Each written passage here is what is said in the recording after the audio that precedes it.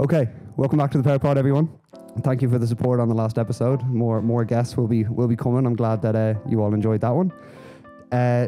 Today I'm joined by quite a remarkable guest. I've spoken in the past about my love for The Ultimate Fighter as a show. For those of you who don't know quickly, The Ultimate Fighter is a show run by the UFC, which gives up and coming like UFC fighters a chance to, essentially a reality show and fight their way into the UFC.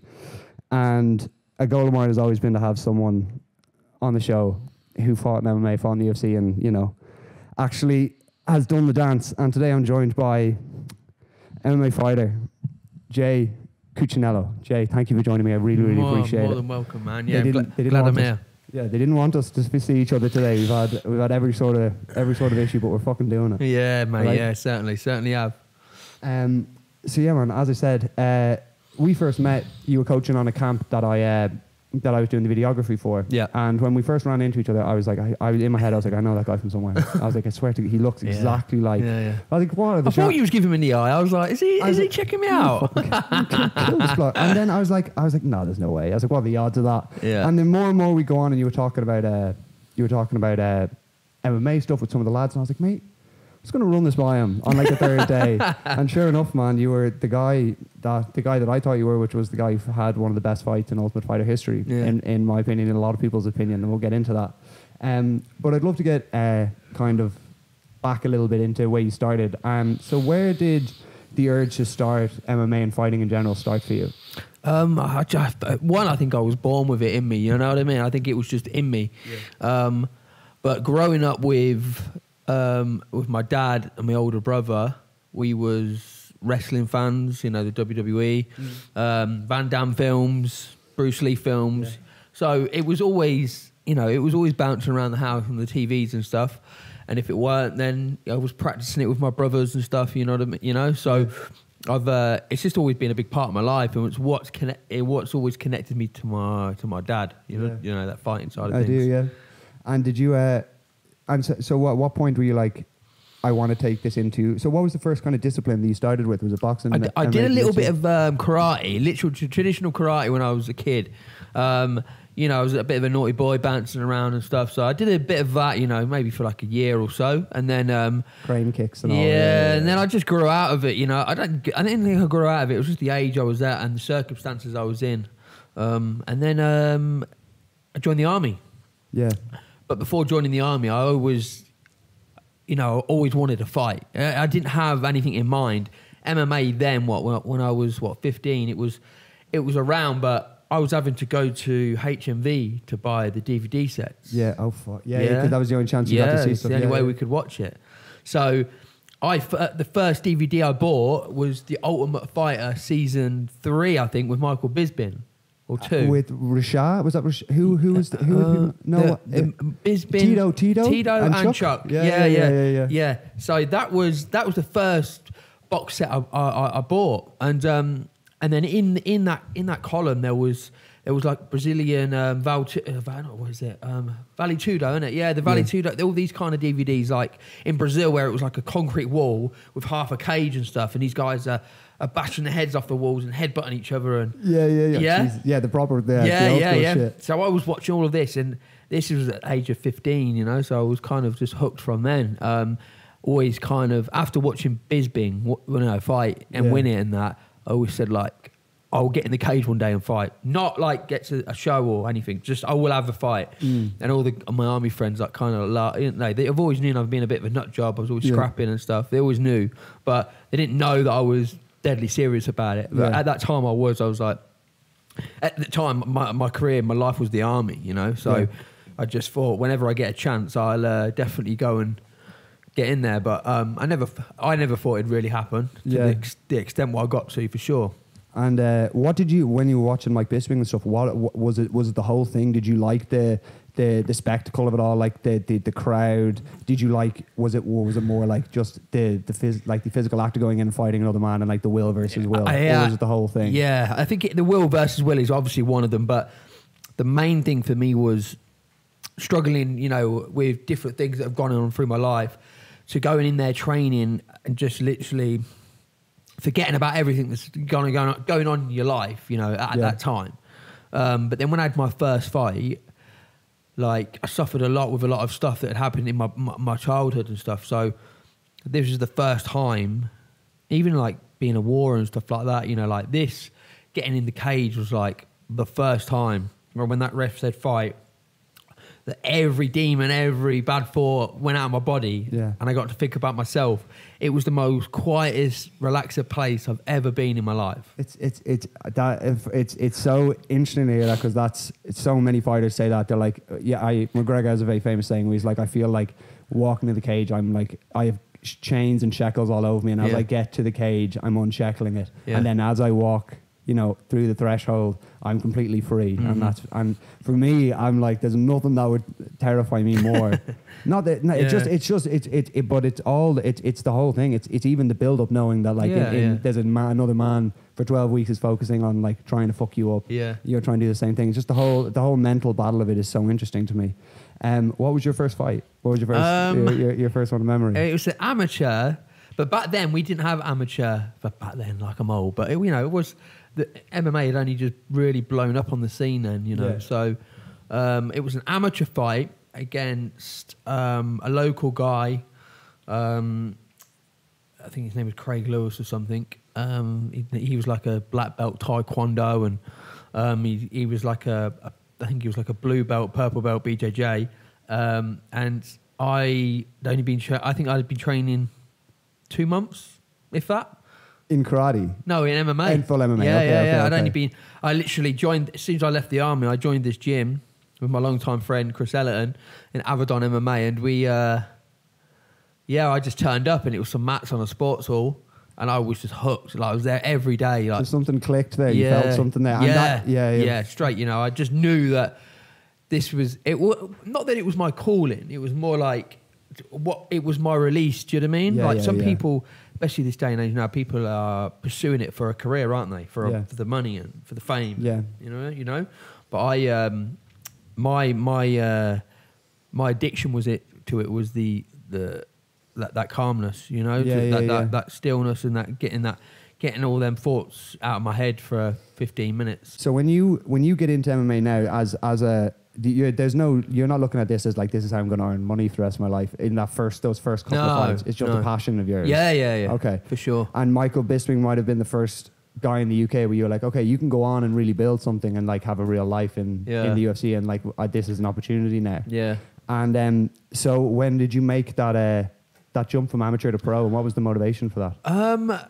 I just because I like a hunger challenge. You know what I mean? Yeah.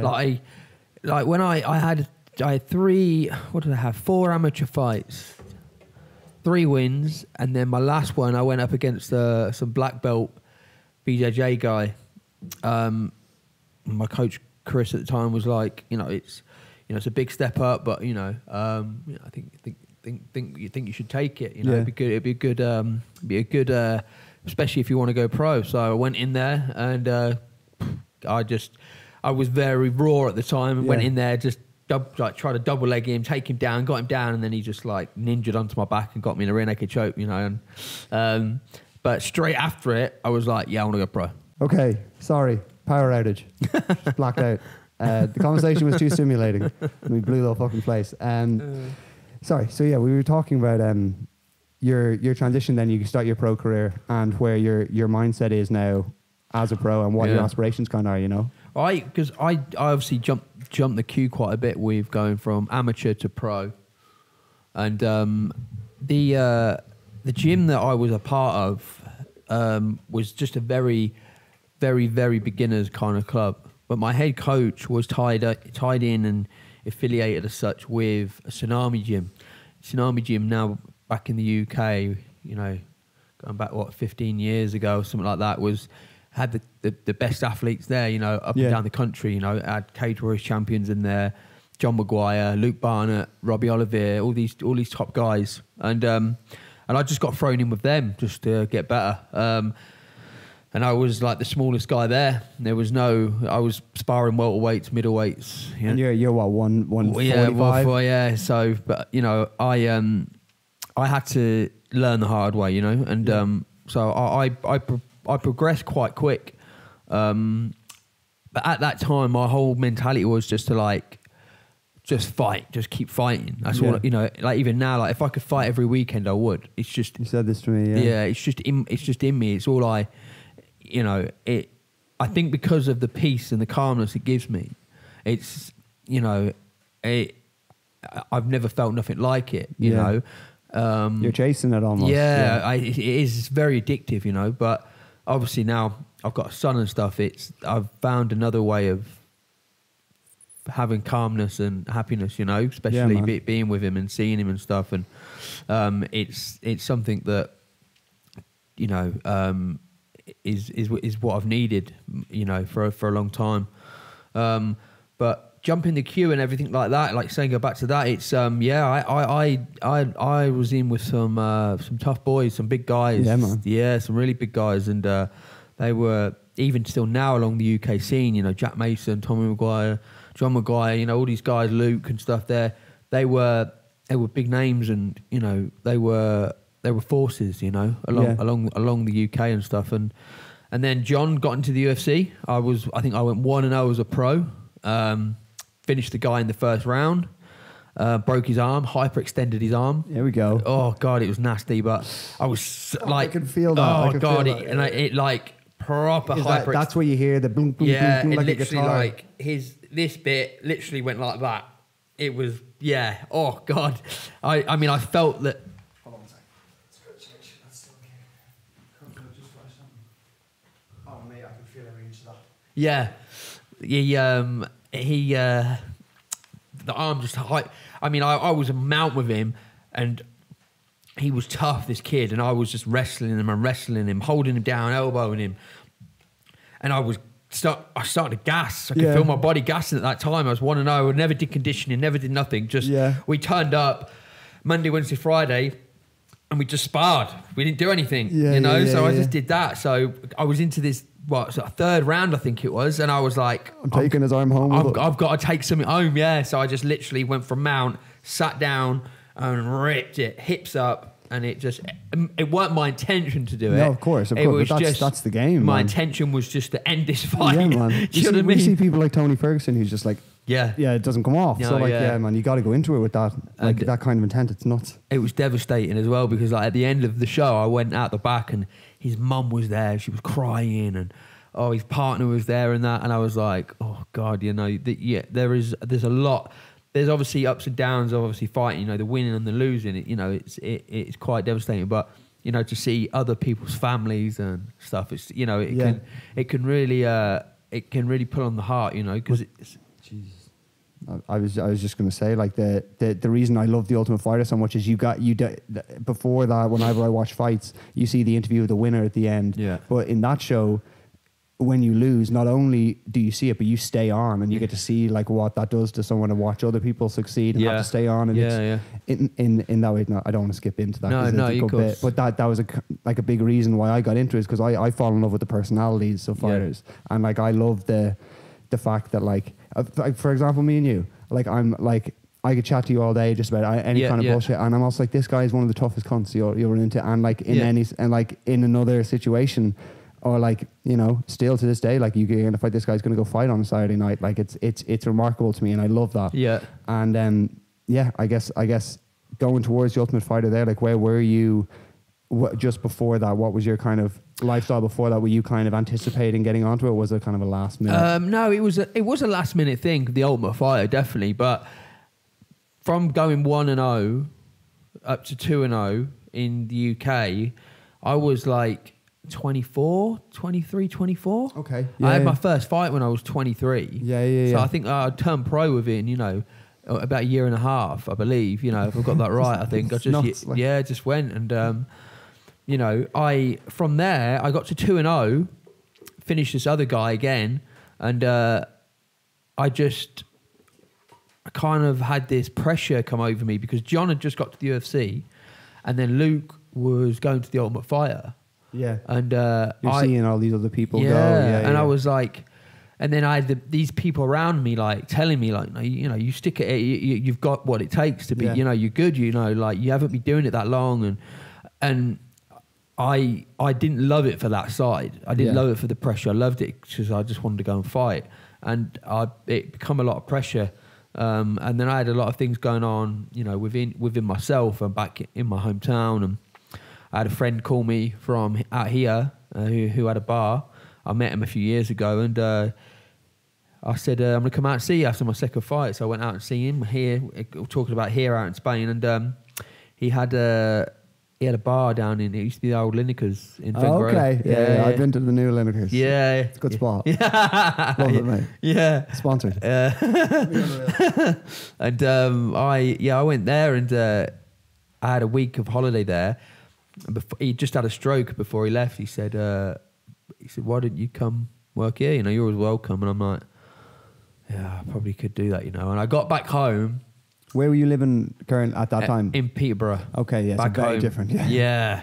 So, especially leaving the army and that, you know, I had a very good bond of brothers as such, of friends. And after leaving and coming to Civilian Street and just living at my mum's house and stuff, it was just a bit. Transition's crazy. Yeah, it's crazy. It just weren't me, you know. Yeah, so I see the opportunity and took it, and so I came out here. It'll be 10 years ago now. Jesus, man. 10 years ago, and Never look back. Yeah, and I did 4.5, 5 years of just partying. Yeah. Didn't train, didn't do nothing, and I was like, and then I met my missus, and she kind of like pulled me out of the bar scene and was like, you know, you need to take your energy somewhere else. And so I got into some construction stuff and just started doing that. And then I got back to the gym, and, you know, I was telling her, like, I've always told her about like fighting. Like every time there's a UFC on, I'm always making her watch it and stuff, you know. She just said, you know, you just need to pursue it again. Then, you know what I mean? If it made you happy, pursue it again. So yeah, I think I was 29.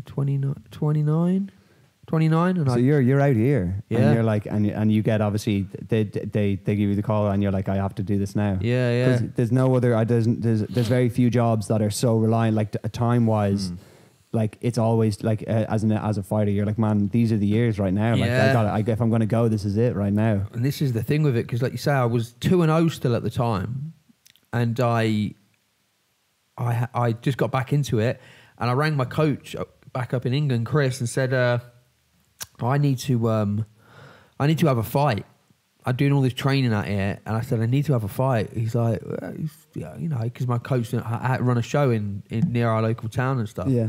And he was like, well, just, you know, if you want it, just if you're serious, tell me. I was like, yeah, I'm serious. So he booked me a fight. And all I'd be doing is training K1 at a K1 gym. Okay. And this was an MMA fight. Yeah. So I went back, had it, and then I think I had, I want to say 4 pro fights. Oh, fuck. Okay. Yeah, about I'm sure it was just over a year, maybe. It was probably a year and a half or something, maybe like that. Jesus, what was a 4 so far? What was it? 8-0 when I went to the Ultimate Fighter. Yeah, so yeah. Were you just slicing through people? Yeah, I mean, in all honesty, like the first 3 guys that I fought, you know, weren't that good. Yeah. The first guy that I was offered, knew the level wasn't that great, you know, but I knew it was a solid win for me, but I needed to just get back in there, you know. Yeah.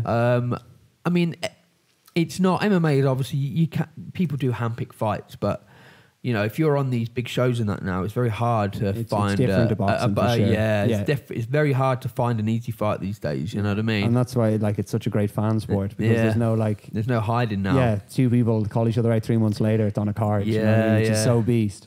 But for like, it takes out the maybe like the huge pay-per-views, because there's not like 10 years of rivalry, but also, you know, this is what builds people so quickly, is those kind of rivalries. So you're over in Spain. You decide that you're going to go over. I want to ask you, where did the Mellow Fellow come from? Oh, it's on video. This is as well. A long time good friend of ours, the same as Lee Dosky, is one of the original like OGs of the MMA UK scene, as he would probably call it. But he's just a very funny character, very outgoing, and you know he's fun to be around. Has one of them just off the mark kind of, you know, it just makes everything funny. You know what I mean? He's a very, very comical person, and he was doing the ring calling on the show for my friend. Oh, that's gas. My old coach Chris and him are like best friends, you know. So he used to come and do the ring stuff, and he's a funny. I'll show you some videos of him and stuff like that. But And I've always just been like quite chilled, you know, like when I fight. After a fight, I'm not like a jump the cage kind of thing, like right, you know. I just give me your mates. Yeah, I want you as well. yeah.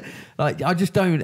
It doesn't really appeal to me, that kind of stuff. You know what I mean? Because it's like, I believe in like celebrating or whatnot, but it's like just keep it calm, you know. Like it's just no need to. I don't know. It's just something I've never really I've been a fan of. And so after every fight, he'd been watching me. He was just like, he'd come over to me and he's just like, you know, like, why you just want?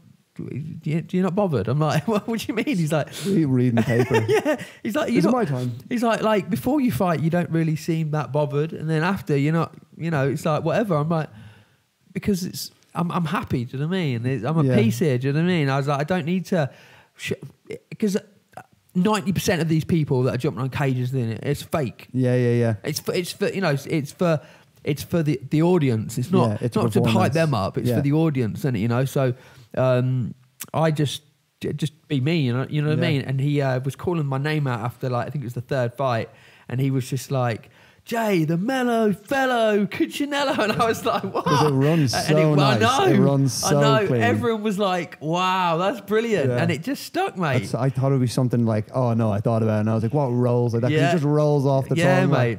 And he just literally done it off top of his head. He literally just done it. That's remarkable. Yeah. Yeah, man. So going over, do you know the other people that are going to be on the show when you're going over there? You're just like, I'm Jay, I'm going over. You fly over for the initial like selection, yeah? But you have to pay for that, everything yourself. Everything gets paid for. But then you can get sponsors, you know. Yeah. Well, we need them, don't we? So, but people, you know, I've had a lot of good people around me in my life that have wanted me to succeed and wanted me to do well. And I was very blessed and lucky to literally, I think the whole trip was like, to fly out there, hotel and everything, it was like $2.5 grand. Yeah, I think I got it all within like 6 hours. Oh man, that's beast. Mate. It was amazing. Some of the people that helped me out and stuff, and so yeah, that first initial bit, you fly out there, and it's literally an all day thing. You get there at like 7 a.m. Yeah. The hours are tearing. Yeah, it's crazy. So, but the numbers, there weren't that many there. For when they did it, in terms of like contestants or production, contestants, yeah, there weren't that many, so it was a big queue. And the first person that I remember going in there was Luis Pena. Yeah. Okay. He had a massive fro. I remember him. Yeah, and he had the red haired. Yeah. He had a massive fro and this like old man's knitted cardigan thing, and he's combing his hair and. We was all in a queue, and he was like near the back, and then someone just went one of the production team, see him and like went down and grabbed him. Was like, yeah, you come up here. Because it's such a different. This is the thing. Like you're all fighters, you've been to like, but this is a TV show. So you've got like young 20-year-old, like 25-year-old blonde women with like headsets on, be like, can you come over here, please? Yeah, so like, and as fighters, you're like they'd fucking Kimbo Slice on the show one time. Like he's like, I don't know, anything like this before. So was that kind of. I suppose you're going to say like I was pretty chill, but like was that a kind of a shock when you're like, Jesus, this is quite a big I think because it weren't the unknown for me, if you know what I mean, because like all the Ultimate Fighters up to that I'd been watching anyway. I watched them all anyway. You know what I mean, and I there was a time when I was like, I'd love to be on that. That'd be amazing. You know, that was like my early days fighting. And then Luke did it. Obviously, Luke done well on that, and made a good career out after that. And I was in the Spain here in the party scene, so I'd completely given up on any fighting, really. Yeah. You know what I mean? So just out in the road. Yeah, I literally was, mate. And getting back into fighting like 30 years or whatever, 29. No, God, it can't have been. I must have been 28 because I was 31 when I was on The Ultimate Fighter. I think you remember saying you were 31, The Ultimate Fighter. Yeah, so like 28 or something. So from 28 up to 31. It's my age, like. Yeah. Fuck. I could do so much so still. Yeah, it's crazy, mate. Like, and I did The Ultimate Fighter at like 31, 32. Yeah. And did you, I suppose because you've watched the show, I've seen so many guys go in there and they're like, Dana's always like, it's the hardest thing you'll ever do. Yeah, I remember that. So mentally, I would have said from the outside looking in, the toughest things about that are one, if you are cutting, if you go in out of weight class, you're kind of cutting down to make it on the show and you can't sustain that weight. People struggle a lot. If you're, you need to be fucking durable because you're going to do a lot of fights in quick succession. You need to be ready for that. And you also mentally need to be able to be around the other guys you're going to fight, be able to handle that, be able to handle, you know, if you lose, be able to jump back in on a moment's notice and just be like, yeah, let's do it. No questions asked. And I guess all those things are part of your story on this show. Do you know what I mean? Yeah. So, maybe we talk about like your first day in and the kind of guys you would meet and stuff like that. And your coaches, of course. Yeah. I mean, He's wearing the jersey, just so everyone knows. Very famous jersey. I want to rip it off. I mean, when I first went to the show and was selected, I was obviously like overwhelmed. You know what I mean? It was an amazing thing. Couldn't imagine. Yeah, because one thing as well, we didn't fight to get into the house. Yeah. Not and like previous seasons. I was like a bit gutted about it as well because I mean, obviously, I want to be on the show, but you know, like I'm one of these people when I'm doing something, like I want to feel the full experience of it. Yeah. I want to go the hard rote. Do you know what I mean? I don't want to do it. So many people would be the opposite. Yeah, and be like, one less one to win. But so it was quite. You know, a bit downing, but like that's how they determine if they that's how they kind of scout you, the coaches as well. That's their chance to do it. So otherwise, it's just like a workout essentially. And they look at you. So when I got there, they normally. So I got there and the staff were like waiting at the Vegas airport and they literally grab your bags, take you with you, take you up to the hotel, like give me your phones, give me all your stuff, like pass your whole life over in this hotel. And they send you up to a room and lock you in your hotel room. That's fucking crazy. And you're like, you can't go out or anything. I'm like, all right, okay. And normally it's like 2 to 3 days. I think when Luke did it, it was like, I think he was there for like 3 days or something in this hotel. And you just order food up and stuff, yeah? And if you wanted to go to the gym, you had to book an hour and then you have to be escorted down to the hotel gym. Because they just want you as like... Yeah, but they want to condition you, because there's media as well around. They don't want people like questioning you what you're doing here because they know who's on the show as such. Yeah. You know what I mean? So... and they just don't want lads going out drinking or partying or being distracted. You know what I mean? Yeah. And previous seasons, they're probably like, so they're learning their lessons. Like, so it's normally 2 to 3 days.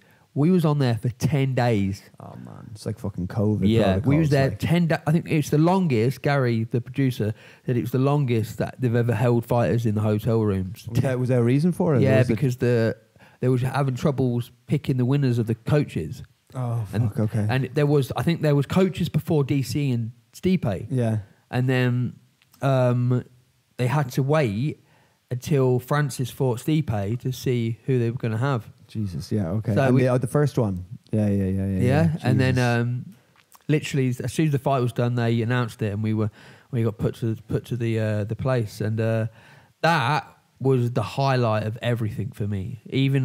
Even like beating Tyler and, you know, like the highlight for me was walking through them doors. The famous ones in the show. Walking through the doors and going on that matted area, mate. It was like a surreal moment because it's like, I've watched this my whole life, you know what I mean? Yeah. And like just be in that studio and... Dana saying welcome to the Ultimate Fighter. Yeah, it was impressive. And I kind of waited for him to do the old, this would be the hardest thing. And when he did it, I was like, bro, you got no idea what's hard. Yeah, man. Do you know what I mean? Because I said, I've done Afghan and I've done all these things. And I get what he meant. Because it is, you know, for the average Joe, it is quite, you know, it's a very stressful task, you know what I mean? Yeah. But being around other men, living conditions and stuff and... Fucking house where they bring you all your food, you're like, yeah, man. It was pretty hard. I mean, there was lads that were like, you know, they were good. They were good lads and stuff that just haven't been taught. You get characters, man. You get people from all walks of life. There was that guy one of the years who's like he was like 19, lived at home with his mum his whole life, has never lived outside. So like you've no idea. Like the Dana and the guys, they're not picking it off like, is this guy used to living at home? He's just picking it off a fighter. I guess they like that melting pot of personalities, I guess. Yeah. So when you get picked obviously for team Stipe. Yeah. Did you have a preference? Yeah, I did want DC purely because Cain Velasquez was on his side.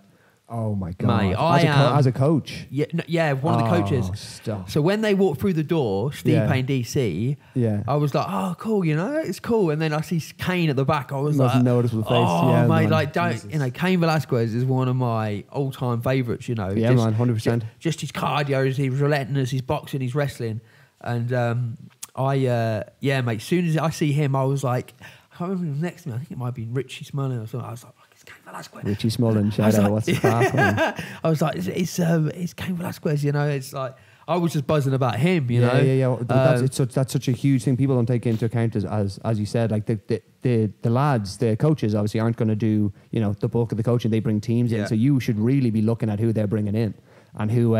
You know what they can offer. So seeing like Cain Velasquez, you're like, holy shit! Yeah, the mate. things I could learn from him. Oh no, mate! Man. What a guy! Like, what a guy! And obviously, what he's going through at the moment, and that it's absolutely devastating. You know what I mean? So free Cain, free Cain, 100%, man.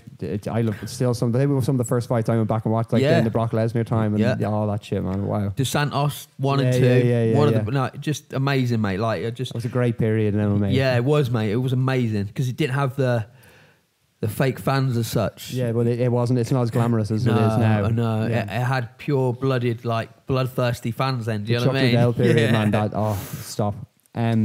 So you go in and you get chosen. What your first fight? Who did you end up fighting against? Bryce. Yeah. Bryce. Yeah. Bryce. Jesus, so you had you won? So the seasons they change slightly. Sometimes when you win, you get a choice. Yeah. So did your team choose or did their team choose? I think we got the first pick. Yeah. No, DC got the first pick. We got the first fight. And were you it? No, it was. That would have been so bold. No, it was Tyler. No, it was Kyler Phillips. Another killer. Jesus Christ! What a season! Holy God! He's killing it now in there. Whoever did the recruiting that season was on shit, man. Yeah, God. Kyler Phillips and Brad Katona. Brad. He went on to do the whole thing. Yeah. Crazy, Brad Katona, man. He's a bad man, man. Yeah, man. He really is. People don't do their homework. Do you know what I mean?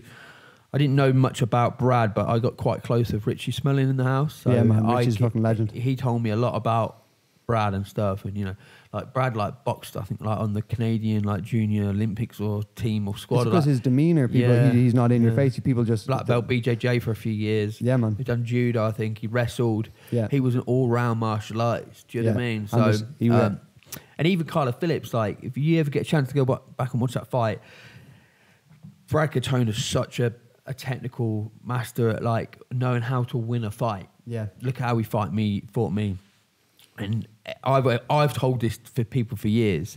I'm easy to beat. Yeah, I am easy to beat. Do you know what I mean? It's like, you know, if you catch me early, make sure you just stay cool, calm, and collective, and get that W early. Do you know what I mean? And if it goes on, you've just got to move. Tougher and tougher if it goes on and on, man. But Brad knew just as long as he kept moving, he didn't stay in front of me, I wouldn't be able to get to him. It's so interesting because the way the Ultimate Fight works is you watch each other the whole time. So you're learning. You're like, if I get you, I've been watching this the whole time. I know.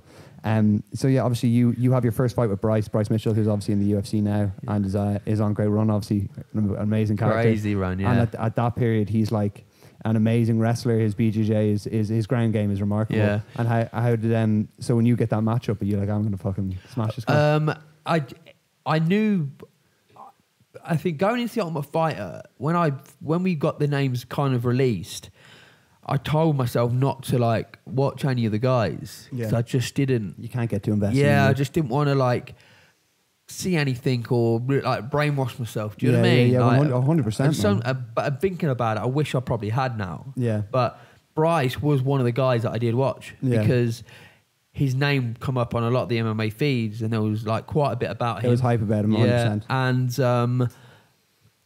Kyler Phillips as well. I'd seen watching Bryce. I watched 3 or 4 of his fights. Yeah, I knew what he was about. So, my wrestling and my ground game is so much better than what I produced in that fight of him. Yeah. But what Bryce does is he just sets you up. You know what I mean? He sets you up for traps, and he just manipulates where you're going to go, and I just didn't stay cool, calm, and collective about the whole thing. You know what I mean? I just went in and I was buzzing to be there. Yeah. And then I was my striking is probably one of my boxer side of things is probably one of the best on the show. Do you know what I mean?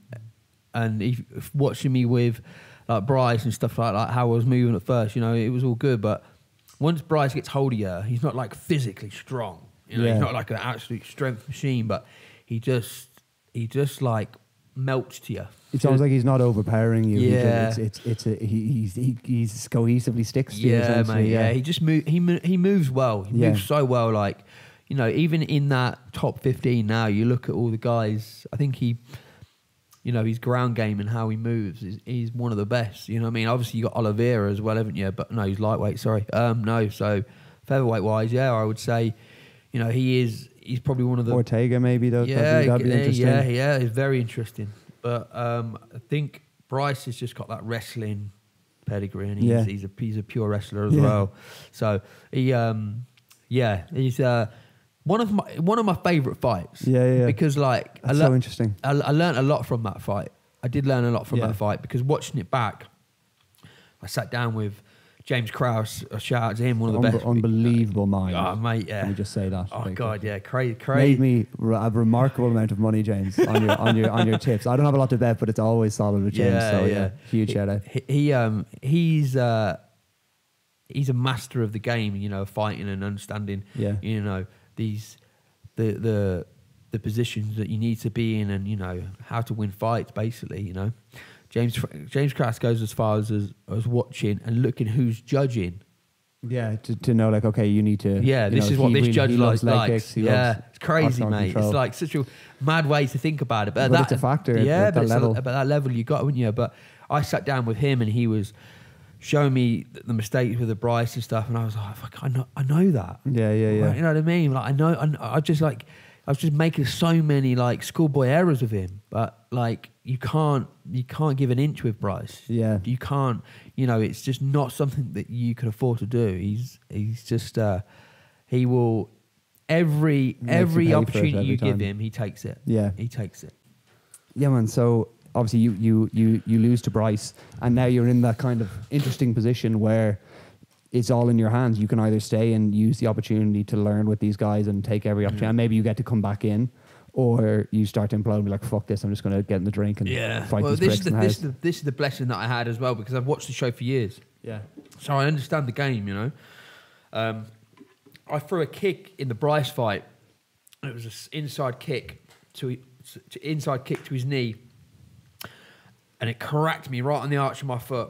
Oh, God. It was the worst pain I ever felt, and it just blew up. Oh, fuck. And straight away it blew up, and then even his knee was bad from it, like the next day. And we were sitting on the couch together, like ice in it and stuff, and my foot doubled in size. Yeah. The swelling went up my calf, and like all the bottom of my foot was black, so you just purple. fucked yourself totally. Yeah, and there might have been a small fracture or whatever, but it was something like bad. My toes had swollen. Yeah. So I had to like hide it. I'd been icing it, but like not letting anyone see it. They'll be like, Jay, get the fuck out of here.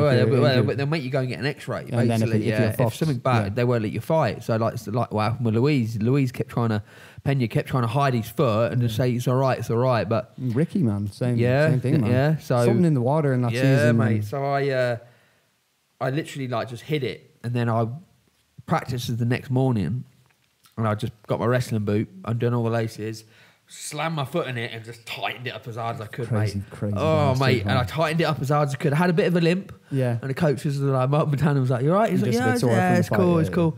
And I was like, drilling, mate. And I was in so much pain. Like, I was sweating from pain. You know, like, the pain was something else, mate. And I just kind of just kept my mind fresh with it. And I partnered up with Mike Trezano because he was fighting next. Yeah. And I Handsome fella. Yeah. I just stayed with him and just worked that and kept the eyes on me. You know what I mean? Because I knew the coaches were going to be watching him and stuff. So like, if I stayed in front of him and worked with him and helped him, great guys. Anyway, I'd always help him. You know, regardless. But you know, on that aim is in there. On the aim in that, I was like, you know, I've just got to be in the present. You know, and every day after practice, I was like, if someone pulls out, I'm ready to go. Yeah. And then as soon as Louise pulled out, I went to see James and Mark, and I was like, I'll take that light spot. You know what I mean? And they were like, James and Mark were like, yeah, it's like out of everyone, you know, like your fight was, you know, the toughest, and you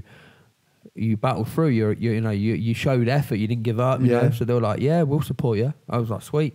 Went to see the producer, and I was like, told Dana I want to see him. He's like, well, he doesn't really do it anymore. I was like, I'll just go in his office then. Yeah. Oh And my they're God. like, oh no, we need to get it on film. I was like, so you can do it then. Someone like me runs around the corner. Yeah. I was like, so you can Get do me it. a gimbal. Yeah. So you can do it. You're like, yeah, well, we'll go and ask him. I was like, I don't care if you're going to ask him. I'll just go through anyway. Yeah, He's in yeah. his little waiting room coming out to the fight. Dana. Yeah. 50 G's. Yeah, I know. I mean, I know what Uncle Dane's about. Do you know what I mean? Yeah, He likes he loves to- that shit. If you've watched any of the shows, he's like, I was like, I want a fucking guy who's gonna let's do it. I was in there for about 20 minutes with him, but they cut it so it was like just a 3-minute clip on the show. Yeah. I was in there for like 20 minutes with him. Yeah, just going through it and that. And he's like, I love it. Yeah, I just said to him, I was like, when I went in there, I was like, first off, thanks for seeing me, and I said. Let me just say quickly before this. This is to go in against the number one pick, Tyler. No, this was just to get the lightweight spot. Just to get back into Louise it. won his fight, didn't he? Sorry, I remember. Remember, this. Yeah. Louise won his fight, and he was in the semi-final spot. I do. So I wanted that spot.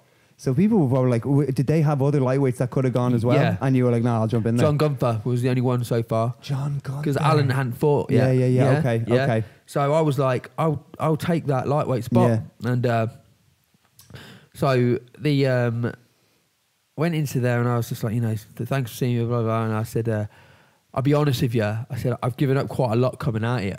I said, the age I'm at, I haven't got much time. Yeah. And I'm not flying all the way out of here just to have one fight. I said, it pissed me off that I didn't get the fight to get into the house. Yeah. Because it's the old traditional way. Yeah. And then to get here and then only have one fight and not really get to showcase myself. I said I'm not having it. I won't do it. You know what I mean? Yeah. And he just laughed, and I was like, I want that lightweight spot. And he went, and he's like smiled, and he was like, he loves the story. Yeah, he sees it. Yeah. So he just said, I hear you. Yeah. I hear you. And there's no fear in your head about going up a weight class and these guys like that. So you don't feel that. No, because I've sparred like big guys my whole. I suppose, yeah. So Yeah, you see with like Volkanovski now, he's like I'm the smallest guy by far of the people I spar. Because now you go in there, it's like there's no fear about 10 pounds, guys. I spar 170 guys.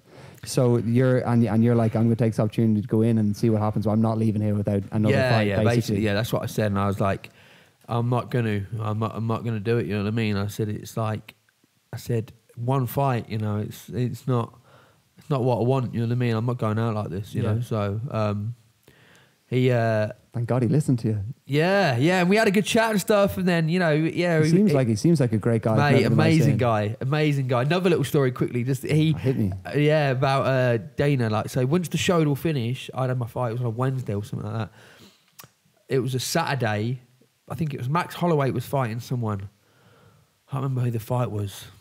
But anyway, all the boys wanted to go and watch the show. To get tickets to go and watch the show. Yeah. So Dana gave everyone tickets. Yeah. So. But my flight was back on the Friday, going back on the Friday.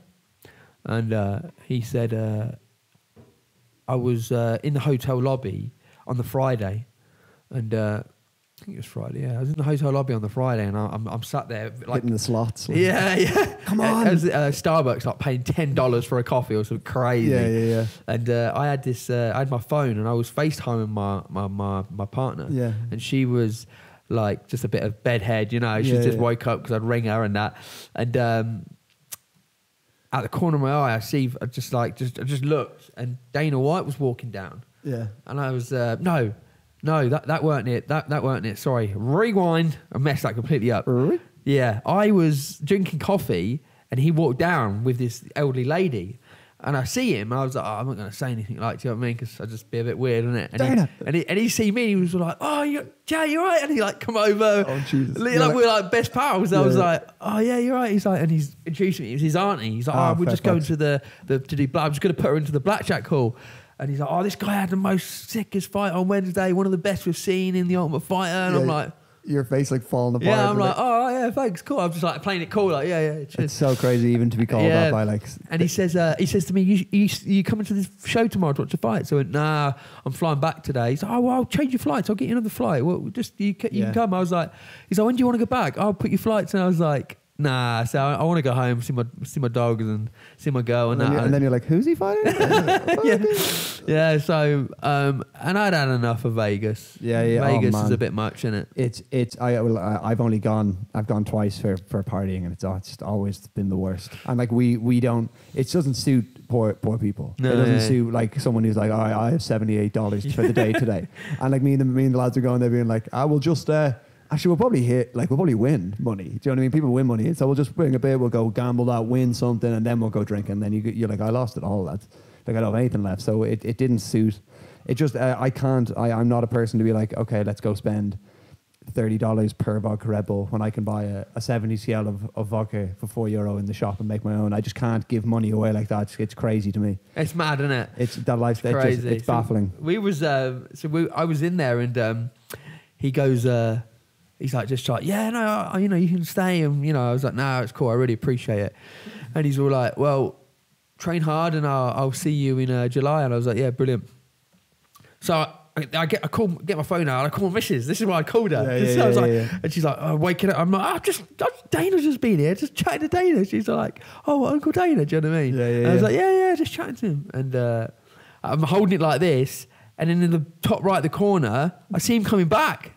On his own, I just see his bald head. I'm like, oh, he's there, look. Like, I turned him like that, and I'm like, come here, Dana. And he comes over, like, arm around me, and my missus is like, oh my God, I'm sorry, I've just woke up. She's so fucking real for her. It's crazy, probably, yeah. She's a fan of him, yeah. You just got to probably talk to her again. Yeah, you've just gone out of the house. Well, it's been a couple of days, but yeah, like, it'd still be a bit weird because obviously the sleeping and that, you know what I mean? But she doesn't know she doesn't know anything. For the first call, obviously, after you're like, I lost, I came back in. Yeah. This fucking crazy shit happened. We did it. But you know what I mean? You don't speak to no one through the whole show. So that first call back to her, she's like, what the fuck happened? Yeah, I basically just kind of like listened to her voice, sat down and cried a bit, and I was a bit emotional. I'm surprised. Yeah, and I just think because of stuff like that doesn't happen to people like myself. Do you know what I mean? 100%. Because a lot of stuff that had happened in my previous, like my years and that in the army, I kind of went down this path of like I was put on this earth to endure, like, destined for something. For like hard times. You know what I mean? That's just what I was here for. I just kind of lived like that. So when it happened and how it all happened, I was like, it was amazing to try and explain to her that whole thing was just too emotional, But obviously, I did tell her that I made it to the final and stuff. Let's go and let's talk that. You go into the lightweight. Do you have a fight? Do they line you up then for the fight that Luis would have had? Yeah, no. So, who else got injured? Ricky. Yeah, Ricky got injured. That was it. Fuck. Yeah. So there was Ricky injured in the featherweights. Another great talent. Oh man, since has continued to go on. Yeah. I'm a huge Ricky Swan fan. He got injured, and then so there was a featherweight spot left and a lightweight spot. Yeah. James and Mark wanted me to take the lightweight spot and Kyler Phillips to take the featherweight spot. So that was like Dana was like, no, but I think it was DC was like, no, he wanted John Gunther to fight Joe because he was like, Kyler Phillips is a killer. Would be too much for Tyler Diamond. DC's like Tyler Diamond's my number one guy. We're going to take him all the way, kind of thing. So they're like, oh, just give him Jay. Yeah, he's a bit injured. He's easy, so sweet. You know what I mean? So it was kind of So it didn't work in their favour, but I spoke to Dana like after the show and that, because he takes you all out for meals and stuff like that after and that, and he takes you. I won't give a secret away because it's not fair. I'd probably destroy a lot of men's lives if I say it after. Yeah, I tell you after. But he takes you to a nice little meal and that, some nice spread and stuff. And I was having a chat with him on his own and stuff, and I said, if the featherweights hadn't been injured and that lightweight spot was still available, would you'd give it to me? He said, yeah. I said, for sure. Sick. He said, you were the first one to come. And he said there was two of us after that did it, but only because they knew that I'd done it. Yeah, he values it. I fucking appreciate it. And he said like your point of saying like coming here and only having one fight and stuff, it's like I feel it. You know what I mean, Yeah. you don't want it. You don't want He's that. a bloke, man. Do you know, and not that he's not, but he even when he talks about Chuck and all those other guys, he seems to feel he feels it for his fighters. I know, like, there's obviously talk about fighter pain, stuff like that, but he does seem to be like, he understands how difficult it is to be a fighter in the lifestyle of it, and he wants to try and give people opportunities where he can. So, so as I said, you go into that. They match up with Tyler Diamond, who was the number 1 seed for Team DC. As you said, they probably picked that for him to go in, run through, and then let's go to the final. Yeah. Going into that fight, is there, as you said, you don't really feel fear? So are you like, I'm going to take this guy to deep water? Is that what you're seeing? Yeah, I mean, I think it was the first time I would ever visualize winning a fight. So someone told me, one of the coaches, I can't remember his name, Bobby, that was it, and he was talking about visualizing this win, you know. Yeah. And from when it happened, when we squared off, to when I got into the cage, all I visualized was my hand being raised, not knocking him out, not submitting him, not win on points, nothing. Doesn't matter how, just win. just kept visualizing my hand like up in the air. Now, whereas what Bryce done, I was more happy about just being a part of this show, you know what I mean? I didn't visualize winning or getting to the finale, do you know what I mean? Or fighting in Vegas. It was just a straight... You almost underestimated yourself. Yeah. Like, I just want to, this is amazing as it is. Because I've always just been a fighter, so it's not like, I don't look at it like, oh, I want to be the Ultimate Fighter winner, or I want to be the UFC champion. There's no strategy. No, it's just love. Like, it's love behind it. I just want to fight. Yeah, man. You know what I mean? Like, I want that kind of like Donald Cerrone career where he's just fighting all the time. You know what I mean? Just like that. Look how adored he is now. Do you know what I mean? The way he went about it. Yeah. So yeah, for people who don't know, Jay went on to have one of the most famous fights in Ultimate Fighter, and just in my opinion, MMA history. That fight, and like, even because of the nature of the Ultimate Fighter, there's no crowds. Obviously, we're used to that now with the COVID stuff. We got used to no fans, but at that time, no fans, and hearing every fucking, you know, every kick, hearing both sides coaches and hearing the other fighters, it made it all the more for me. And obviously at the start he wobbled you at the start. He cracked you early. The guy's twice, mate. Guy's a fucking serious dude. Let's take nothing away. Tyler Diamond's a real dude. No, yeah, he's got serious power. Do you know what I mean? Yeah. He's in some nick. I remember seeing that. Like, he threw a straight kind of shot, and it boom, like, landed, and just sent my legs going, and then he caught me with like another overhand, and that just literally shut my lights out. Yeah. And like DC said, I think like I hit the canvas and I just woke back up. Yeah, you literally bounced back up. Yeah, woke back up. And from there, you know, like going on, like no one on that show, like some of the guys I sparred with, like in the training and stuff, like they know how good my boxing is and how slick of a striker I am, you know. But watching that fight back, from when he hit me to when I won, I was fighting on survival instincts. Yeah, there weren't no.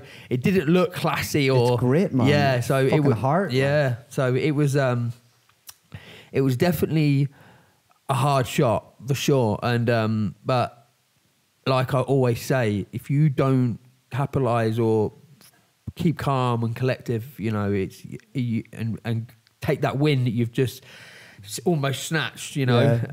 You know, it could be a long night for you for sure. Yeah, you know, you out-hearted him. Yeah. And obviously, like the finishing sequence, like you guys go to war, and then you frame him as you're getting up from the ground and everyone straight in the jaw. I mean, I've got to give so much credit to Mark Montana. That was beautiful. Yeah, it was beautiful. Just frame him up. Oh, if you watch, I've got Mark Montana, I give like credit that for, because if you watch the video, the frame of that, when I'm here and I'm framing, you could see Mark Montana, the coach, in the background. He's like, elbow, and he kept, because he done it in the second round when he was shooting on me and I was sprawling framing him. You know what I mean? And he was shouting it in the second round, and then in the third round, like, I couldn't hear nothing. Couldn't hear nothing because my head was gone. Like, even from that first shot, I was still stunned. Yeah, like my whole body was just pulsing. Like I had no feelings like my legs sometimes. It was just a weird thing. I couldn't feel my neck and that. It was weird. So like when he was hitting me, I was just like my eyes were rattling, but that was it. You could see it in his eyes. He was like, man, he 100% was like, I've hit people with much less and they've gone down. He's like, what the fuck am I going to do with this guy? Like hit him with my car. I can't get him out of here. And Mark Montana was just there, mate. And you watch the video clip, you just see him in the bottom left corner and he's like, I'll put that in here. Yeah, put it in. It's brilliant, mate. And I couldn't hear nothing. Yeah. I just got the corner of my eye and I just see him and he's like elbow and I was like, it's not even a lot. It's almost his momentum brings him in. Yeah, man. And it was just from that there because it could have gone to the distance. Could have gone. It could have gone to him. And we've seen judges do fucking crazy shit. Yeah, first round, obviously, you give it to him. I mean, I'd done well in the later rounds, but he took me down quite a bit. Yeah. And then with the knockdown as well. And then the second round, I won that. Yeah. And the third round was, he got a couple takedowns and it was back and forth. The third round's heart, man. Yeah. That's all it is. Third round's fucking heart. And then is that euphoria when you get that moment? Is that like the best moment you've had in MMA? Yeah, I mean, it was definitely. I think it was. Watching back in the video, I mean, I think it shows it all. Like when I just dropped to my knees, obviously exhausted and stuff, but it was, like that was the first moment in my life where I thought. I'm not here just for bad times. You know what I mean? Yeah. I was like, I'm not just here just to endure tough and harsh things. I'm here to, reap the rewards and live my dream. Yeah, for sure. So that side of things was an amazing experience for sure. And looking across and seeing Dana like. Yeah. Do you know what I mean? And Steve being like, that's the best fight I've ever seen in person. Yeah. Like, and all credit to James Krause and Mark Montana, because Stipe weren't the coach. Yeah, of course. He's not a coach. He's just, great guy, but weren't a coach. What a two guys, though, to have. Mate, do you know what I mean? I mean, I obviously knew James, didn't really know Mark, but Mark Montana, got like the guys, he has Factory X, Anthony Smith and all these guys. He's got a ton of fighters as well, So he's IQ of striking and stuff God, it's brilliant, And then James is obviously just he has this natural ability of attracting. Yeah, you know what I mean. Like he can pull you in, and he can talk about the most complicated stuff in MMA and make it very. He normalizes it and talks about it in a way that and uses a language that I can understand, because some of the stuff he talks about when he's setting up. Very complicated, about whatever this ground stuff. He's like, naturally, of course, I want to then go here. So he's constantly trying to make sure you're with him the whole way. So I spent a bit of time with him. So I had a lot of I had a massive trauma with this Ultimate Fighter because 8 weeks before I was meant to fly out, I got the UFC to pay for my flights as my finale fly out fights. And I was going to go and live with. James, for like 6 weeks, Nothing I think it was. to prep you. And I had visa problems. So 5 weeks went down. Fuck's sake, man. No visas. 4 weeks went down. I got hold of the American embassy and they said, you need to go to the UK, because I had 4 arrests back in the UK for fighting and they don't in the have army. Shit, but they weren't cautions, and they weren't nothing. No charges. Is ESTA still is that the way you're trying to get? Yeah. Fuck, man. So when I got my criminal record sheet printed off, none of these were on there, because me being an idiot, I just didn't realise when I submitted my visa, I was told, don't lie, don't do this, don't do anything. So I just did everything I remembered. And it was like, fuck.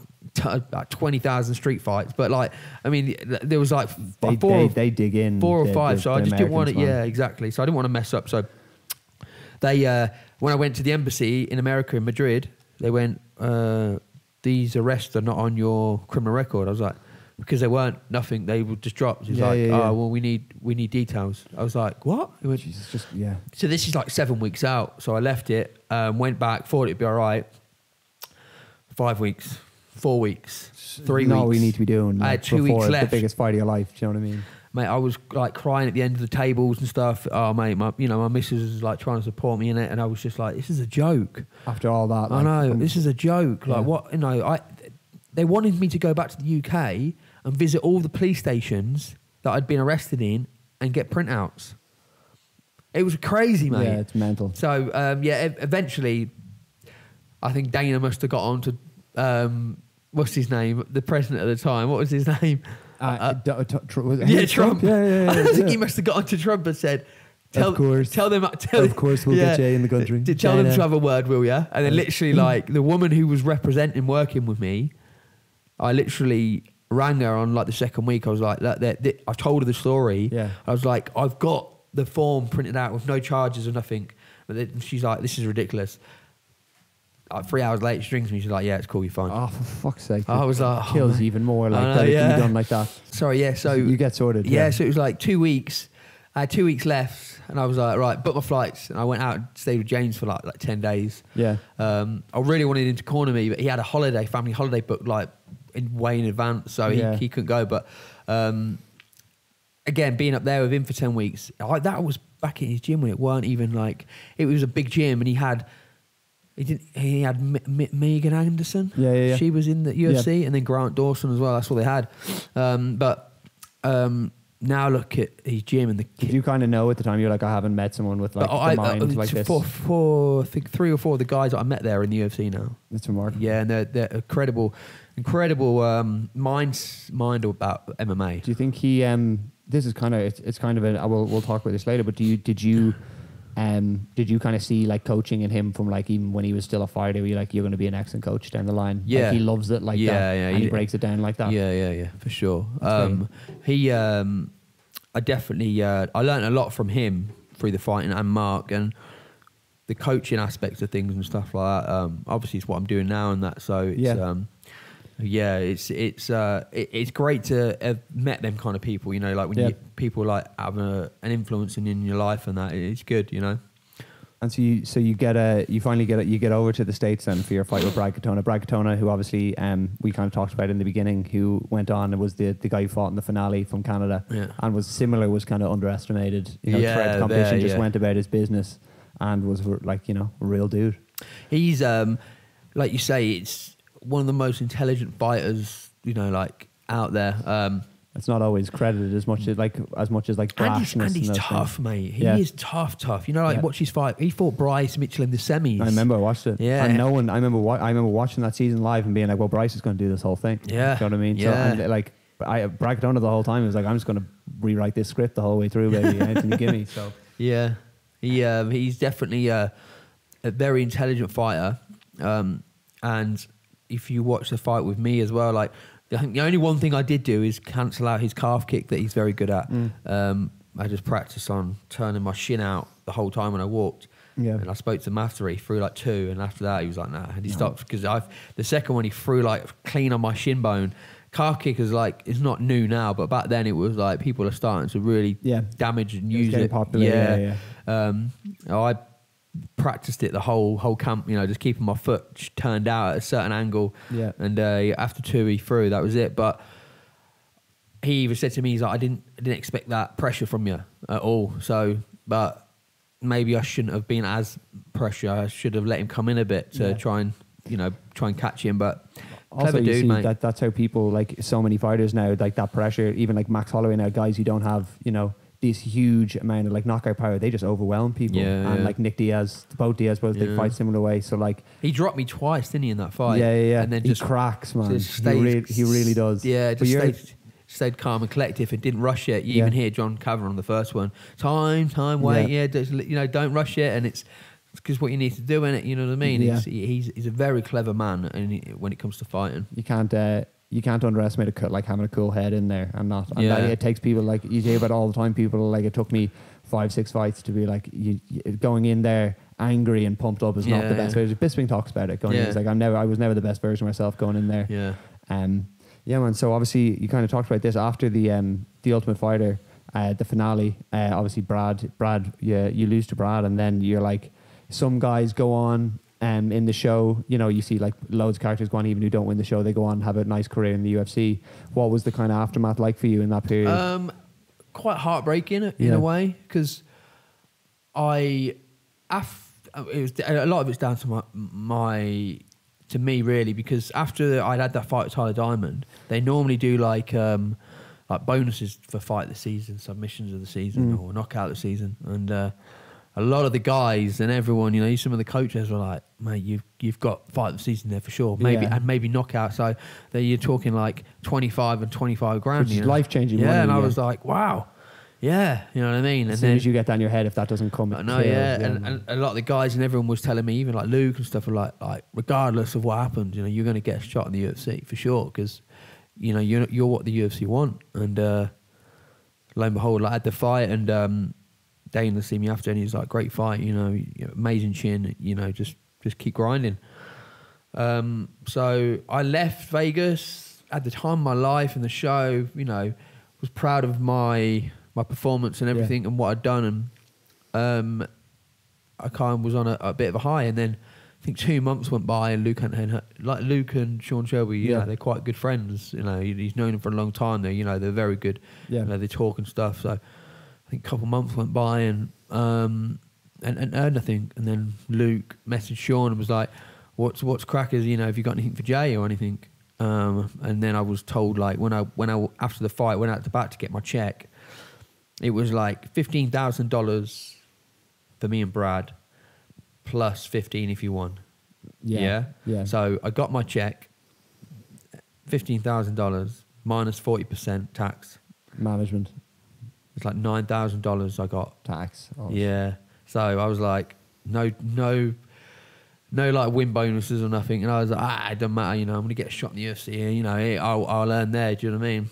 Then got home, paying some bills, changed it into euros. I think I had about 4,000 euros out of the whole thing. You can blow that in a sloppy weekend. I know, yeah. So that weren't the heartbreaking bit about it, really. It was more like, you know, I let myself get into this space where I was like, I've done it. You know, I have done it, so I'm cool. Don't worry, you know. And I shouldn't have. And then obviously Sean messaged Luke, was like, unfortunately, no, we're gonna have to let him go, because we only have two spots. And they're taking Bryce. So they're taking Bryce because he won his fight, and I was like, okay. Makes no in my head as a fan, and like this sport. So like I look at people like Forrest Griffin. Do you know what I mean? Those guys who've done so well, like those like durable guys who went on and had like wars, like what the UFC was built on. Yeah. You know what I mean? And I guess now, especially at that time before the ESPN deal, Dana's looking for, you know, pay-per-views, and like that is part of it. But like to me, the fighting comes first, and after that Tyler Diamond fight, seeing that new, like to me, that should have been everything that they would have wanted going into, at least like, let's match this dude up with a couple of killers 135 and see what goes on. So unfortunately, like, I guess he fell victim slightly to the business end of and it's, you know, there's no one to blame, you know what I mean, by myself, because at the end of the day, it's like I should have stayed focused on it more, and, you know, got back to training and ground it out, you know what I mean? But I just I don't have no regrets. You know what I mean? Life's too short for that. And I just think, like, I'm just a bit disappointed in myself that I let these things play out the way they did, because I should have put my head down and maybe gone a different route. But everything that's happened in my life since then has been great. So really, I haven't lost anything. Do you know what I mean? I would have said, I would say it's so hard when you get to that point. You're always looking ahead and looking for the next thing. But like to go in, you know, fucking beat the number one seed, have like one of the best fights in history that people will talk about forever. You go back to Dana today, he'll still look at you and go, Jake Cucciniello. Yeah. You know what I mean? If you look at the UFC brought a thing out not long ago called Through the Years. I watched it. Yeah, did you see me on it? And I was like, when I see it released, I was like, nah, I won't be on it. Would I? I might be. Oh, 100%. So I watched it, and 100%. It's like one of the best combat fights. Well, the best combat fight they've ever had. That's what they've called it. Yeah. I don't think it'll ever get the best fight, because obviously Forrest and Stephen Bonner what made it. But Gary DeFranco, who's the producer of the show, and two of the others that I got on really well with, after the fight, because obviously you remember they do like the diary room stuff with you. Yeah. So they would sit there with me all the time. They'd like pull the demons out of me of my life, and you know, because they really try and they put you in this room. They try. I think you came across really well, and I think they did a great job. Being like, this guy's fucking. They tried to make you. They tried to make you cry and everything. Man. They tried to get there. They tried to really break you down and stuff. You know what I mean? So to get the authentic side of you out. Do you know what I mean? But I've just, you know, I haven't got time for feeling them kind of emotions when I'm in that environment. Yeah, do you know what I mean? Yeah, So, I guess because it's reality. As I said, reality TV like crashing into fucking fighting, which is an interesting combination. You've got all these guys who are like, let's get them to talk about each other, and you're like, mate, I'm fucking about to try and kill this dude tomorrow. Yeah. Like, you know, I don't be asking me like, and what would you say to him if you're looking at him right now? Yeah, Like, I'm going to fight this guy with my bare hands tomorrow. So like, just chill out. Yeah. Well, look, man, that's all my questions. I think we're going to do this again. I think it's for sure, because there's so much more. Like, there's the whole, you know, what you want to do going forward, the bare knuckle stuff, all that kind of stuff. I'd love to get into, but I'm conscious of your time. So thank you so much for coming in, man. Mate, I really appreciate it. It's been a pleasure, mate. It's been a pleasure. This is a goal of mine to have you on and tell that story. So it's a fucking honor, brilliant, man. mate. I've got like I say, I've got some stuff to bring you in that next time. So yeah, for sure, some little memorabilia stuff and that. So yeah, it'd be good. Yeah, wicked. Yes, sir. Yeah, cool. Thank you, man. Pleasure, sir. Appreciate it. Pleasure.